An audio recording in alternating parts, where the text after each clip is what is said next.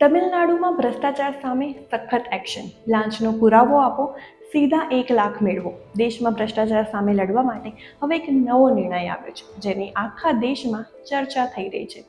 જેના મુજબ જો કોઈ સરકારી અધિકારી સામાન્ય જનતાથી લાંચ માંગે, ભલે તે માત્ર 1000ની જ કેમ ના હોય, તો પીડિત વ્યક્તિ એનો વિડીયો પુરાવો સાથે એન્ટી કરપ્શન વિભાગમાં ફરિયાદ કરી શકે છે.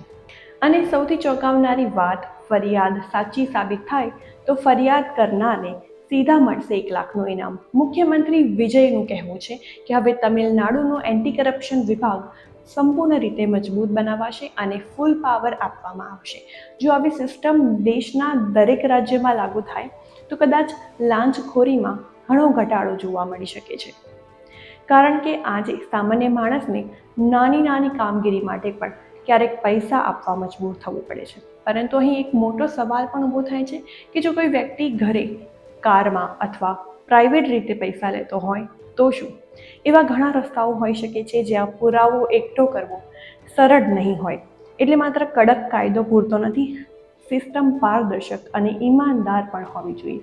જો આવી વ્યવસ્થા ગુજરાત સહિત દેશના દરેક રાજ્યોમાં આવે તો ભ્રષ્ટાચાર સામે સામાન્ય માણસનો આત્મવિશ્વાસ ચોક્કસથી વધશે.